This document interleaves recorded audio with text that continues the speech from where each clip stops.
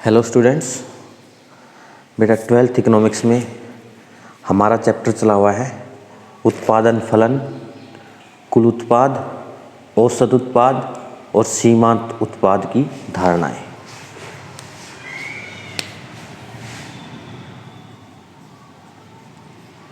कुल उत्पाद, औसत उत्पाद और सीमांत उत्पाद। बेटा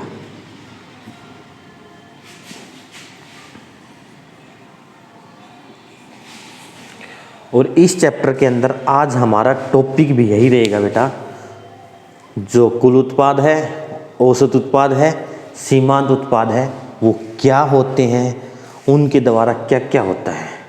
सबसे पहले हम पढ़ते हैं बेटा कुल उत्पाद।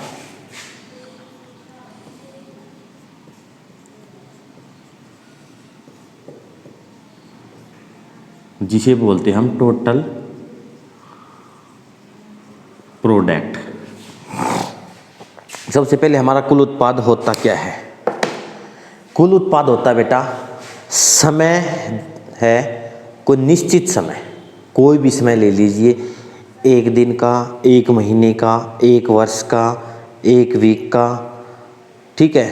तो कहता है एक निश्चित समय में उत्पादित की गई वस्तुओं तथा सेवाओं की कुल मात्रा को क्या कहा जाता है? कुल उत्पाद। क्या है बेटा इसके अंदर ध्यान देने वाली बात है, निश्चित समय, निश्चित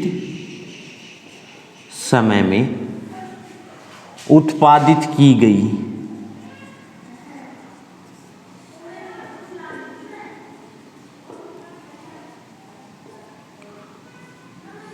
वस्तुओं, क्या है? एक निश्चित समय में उत्पादित की गई वस्तुओं तथा सेवाओं की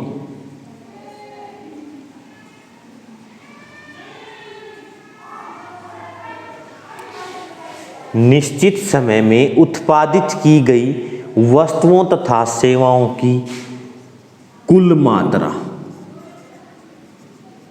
को कुल उत्पाद कहा जाता है। क्या कहा जाता है बेटा? कुल उत्पाद। जैसे हमने बेटा को कुल उत्पाद कहा जाता है,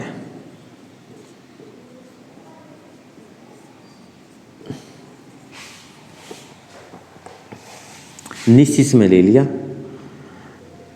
6 मंथ,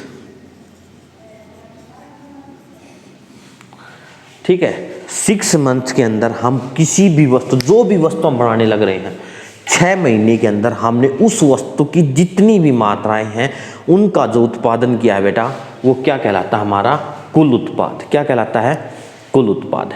अब इसे कहते हैं कुल उत्पाद। अब बात आती है कि कुल उत्पादन के अंदर साधन कौन सा? साधन बेटा हमारे 2 प्रकार के लगाते हैं हम।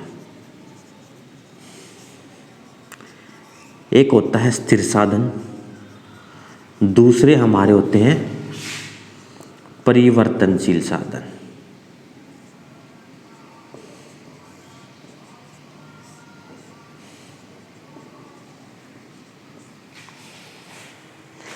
जब बेटा समय होता है कम तो हमारे स्थिर साधन हैं वो क्या रहते हैं? स्थिर रहते हैं अल्पकाल में।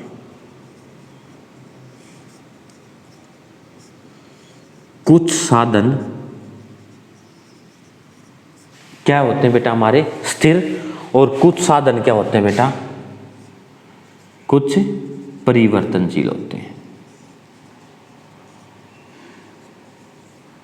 कुछ साधन हमारे स्थिर और कुछ साधन क्या होते हैं? हमारे परिवर्तनशील। जब बेटा अल्पकाल होता है, अल्पकाल के अंदर हम स्थिर साधनों में परिवर्तन नहीं कर सकते, क्योंकि स्थिर साधनों में परिवर्तन यदि हमने करना है तो हमें उसके लिए लंबा टाइम चाहिए, ठीक है। लेकिन जो परिवर्तनशील साधन जो हमारे होते हैं बेटा, वो हमारे हाथ में होते हैं।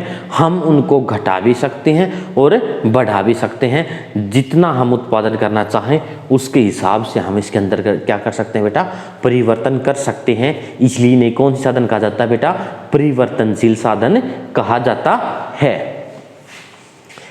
अब इसका एक एग्जाम्पल लेते हैं। मान लीजिए हम जमीन है,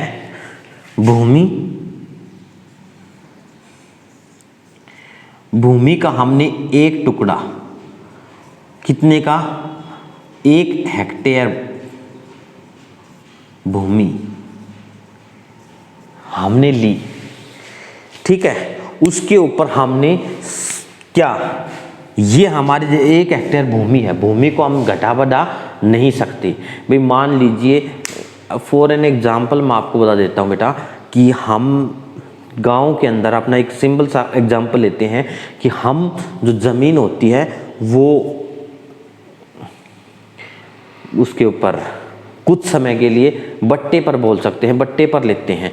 जैसे 1 साल के लिए, 6 महीने के लिए।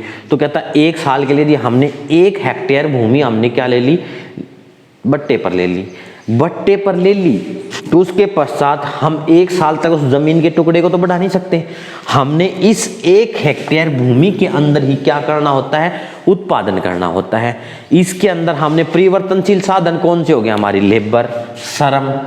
यदि हम उत्पादन को बढ़ाना चाहते हैं तो हम इसके ऊपर क्या कर सकते हैं, श्रमिकों की संख्या बढ़ा सकते हैं, घटा सकते हैं। हमने 2 श्रमिक लगाए, हमने 1 हेक्टेयर भूमि का टुकड़ा लिया, उसके ऊपर हमने क्या लगाया बेटा, 2 श्रमिक लगाए। कितने श्रमिक लगाए, 2 श्रमिक। 2 श्रमिक लगाने से हमने कितनी वस्तुओं का उत्पादन किया, हमने 2 श्रमिक लगाए, हमने उत्पादन किया बेटा 5 वस्तुओं का, या 5 क्विंटल गेहूं।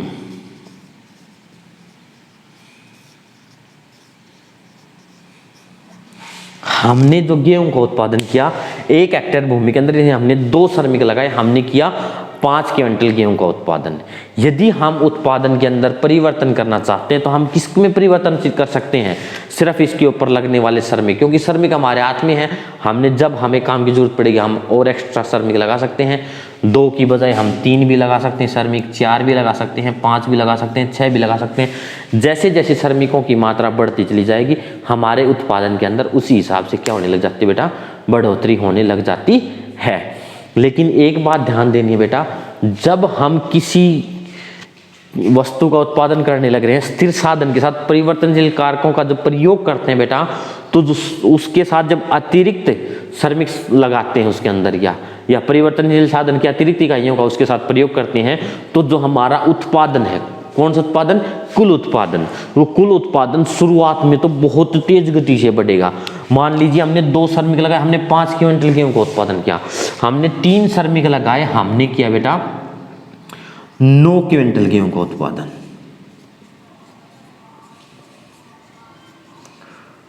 दो लगाए, हमने 5 क्विंटल गेहूं का उत्पादन किया। 3 श्रमिक लगाए, 9 क्विंटल का कर दिया। हम यदि 4 श्रमिक लगाते हैं तो हमारा उत्पादन कितना हुआ, 11 क्विंटल गेहूं का उत्पादन हुआ। हमने 5 श्रमिक लगाए, हमारा उत्पादन हुआ बेटा 12 क्विंटल का। यदि हम 6 श्रमिक लगाते हैं तो भी हमारा उत्पादन कितना होता है, 12 क्विंटल का उत्पादन होता है। यदि हम 7 श्रमिक उसके ऊपर लगाते हैं तो हमारा उत्पादन बढ़ने की बजाय क्या होने लग जाता है बेटा, घटने लग जाता है। ऐसा क्यों होता है भाई, जैसे जैसे हम परिवर्तनशील साधन, जो स्थिर साधन है उनके साथ परिवर्तनशील साधनों की अतिरिक्त इकाई का प्रयोग करते हैं, तो शुरुआत में जो स्थिर साधन है हमारा, उसकी उत्पादन क्षमता के अंदर क्या होने लग जाती है बेटा, बढ़ोतरी होने लग जाती है, या कार्य कुशलता में बढ़ोतरी होती है। उत्पादन साधन क्या होने लग जाता है, अधिक अच्छे तरीके से प्रयोग होने लग जाता है, जिसके कारण शुरुआत में हमारा जो कुल उत्पादन है वो बढ़ती दर पर बढ़ता है। उसके बाद बढ़ा, जैसे यहाँ पे 5 से कितना बढ़ा, इनका डिफरेंस 4, फिर 2, फिर 1, फिर बढ़ोतरी 0, फिर -1।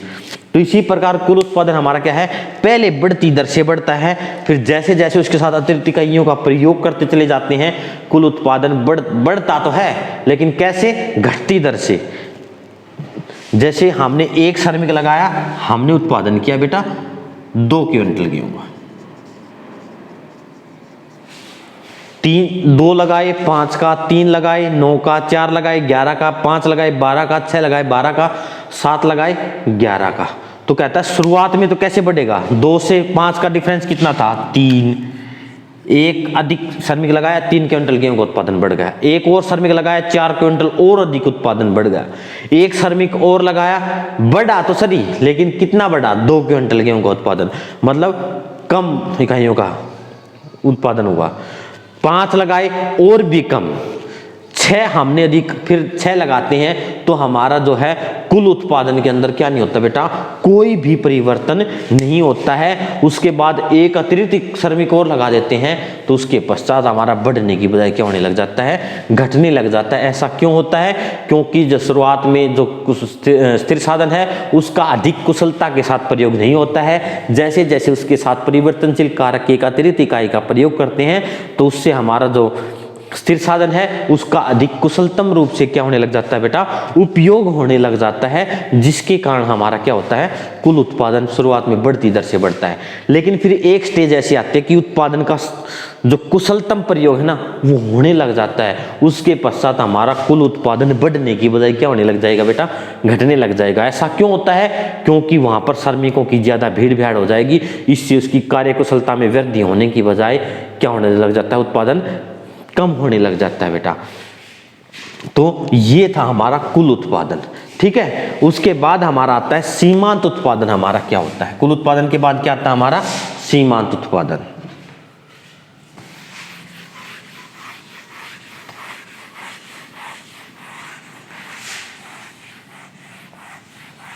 कुल उत्पादन के बाद बेटा हमारा आता है सीमांत उत्पादन।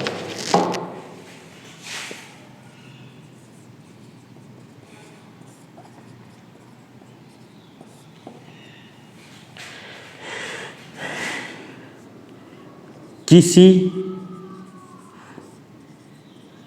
वस्तु या सेवा की अतिरिक्त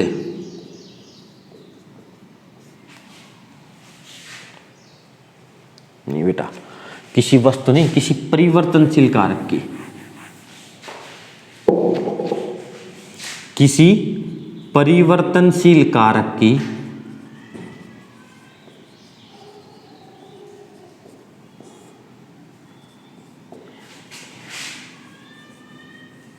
परिवर्तनशील कारक की एक अतिरिक्त इकाई का प्रयोग करने से, इकाई का प्रयोग करने से कुल उत्पादन में जो परिवर्तन आता है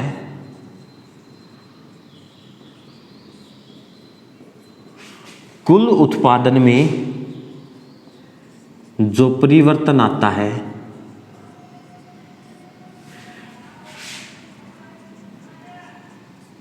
उसे ही सीमांत उत्पाद कहा जाता है, उसे ही सीमांत उत्पाद कहा जाता है।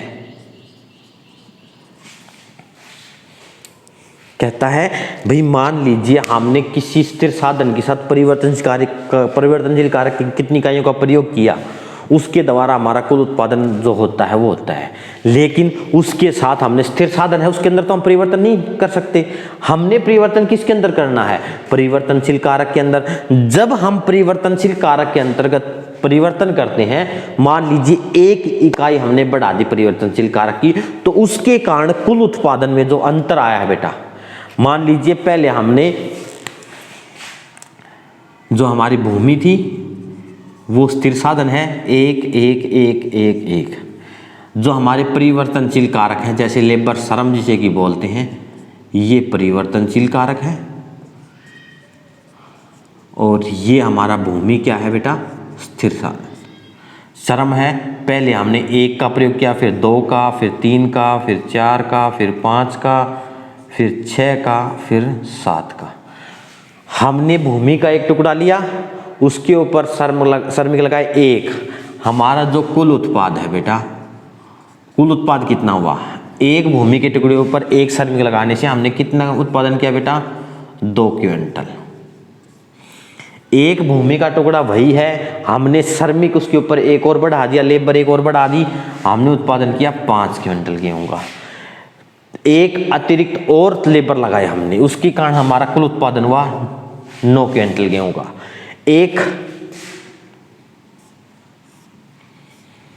एक श्रमिक की मात्रा और बढ़ाई, 4 कर दिए, उत्पादन हुआ 11, 5 कर दिए, उत्पादन हुआ 12, 6 कर दिए, उत्पादन फिर हुआ 12, 1 श्रमिक की मात्रा और बढ़ाई, उत्पादन हुआ हमारा 11।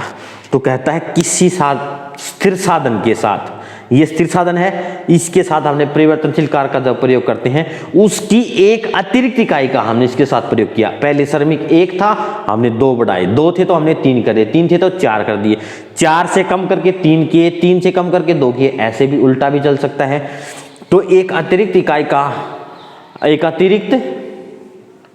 इकाई का प्रयोग करने से कुल उत्पादन में जो अंतर आया, कुल उत्पादन में अंतर कितना आया भाई? पहले हमने कुल उत्पादन, पहले 1 श्रमिक लगाया, कितना उत्पादन किया? 2 श्रमिक लगाए 5, 3 श्रमिक लगाए 9, 4 श्रमिक लगाए 11।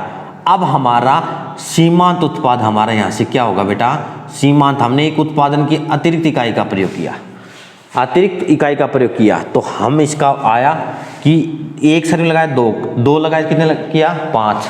1 श्रमिक जो हमने बढ़ाया था, उसके कारण हमारा उत्पादन में कितना बढ़ोतरी हुई? 3 क्विंटल गेहूं के। कितने की वृद्धि हुई बेटा? 3 क्विंटल की।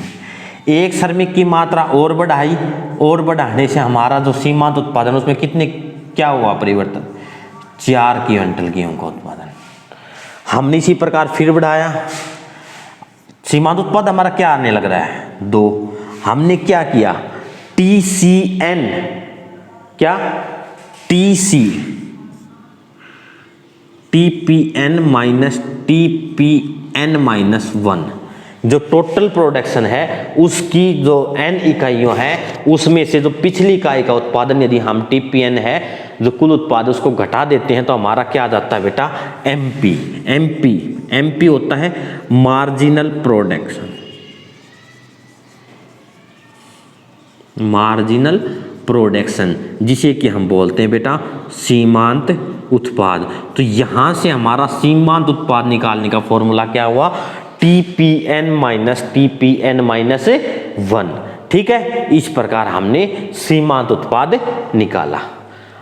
ठीक है, आ गया समझ में कि स्थिर साधनों के साथ परिवर्तनशील कारक की जब एक इकाई का कम या अधिक का प्रयोग किया जाता है, तो कुल उत्पादन में हमारा जो अंतर आता है बेटा, वो क्या कहलाता है? सीमांत उत्पाद। क्या कहलाता है? हमारा सीमांत उत्पाद। क्या कहलाता है बेटा? वो हमारा सीमांत उत्पाद।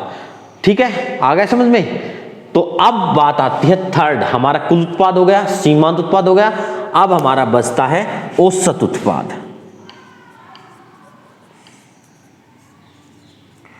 औसत उत्पाद हमारा क्या होता है?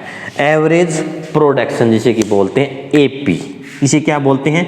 AP, average production. ठीक है, औसत उत्पाद। औसत उत्पाद हमारा क्या होता है कि हमने प्रति इकाई, औसत उत्पाद क्या होता है? प्रति इकाई कि एक व्यक्ति ने, यदि हम निकालते, औसत निकालते कि एक व्यक्ति ने हमारा कितना उत्पादन किया, जब हमने वो निकालना है बेटा, तो उसके लिए हम क्या करते हैं? जो हमारा जो टोटल प्रोडक्शन है, क्या है? टोटल प्रोडक्शन TP, उसको क्या करते हैं? क्वांटिटी से क्या कर देते हैं? डिवाइड कर देते हैं। TP अपॉन L, लेबर भी बोल सकते हैं, क्वांटिटी भी बोल सकते हैं। TP अपॉन L लेबर या परिवर्तनशील कारक का उसकी इकाइयां कितनी हमने उसके ऊपर लगाई हैं, तो कुल इकाइयों से हम भाग दे देते हैं, हमारा क्या जाता है बेटा? औसत उत्पाद, एवरेज प्रोडक्शन निकल जाता है। भाई मान लीजिए हमने एक श्रमिक लगाया, भूमि हमारी क्या है? स्थिर। श्रमिक, इसी से हमने क्या करना है? परिवर्तनशील कारक से हम डिवाइड करके निकाल सकते हैं। एवरेज प्रोडक्शन निकालना है 2/1। हमने कितना आया, एक व्यक्ति ने कितने का उत्पादन किया, 2। हमने श्रमिक लगाए 2, 5/2। एक श्रमिक की एवरेज कितनी आई, एक श्रमिक ने कितने क्विंटल गेहूं का उत्पादन किया, 2.5 क्विंटल गेहूं का। इसी प्रकार हमारा कुल उत्पाद कितना आया, 9, 3 से डिवाइड किया, एवरेज प्रोडक्शन हमारा क्या आया, 3। ठीक है, उसी प्रकार हमने आगे था 11/4, 2.75।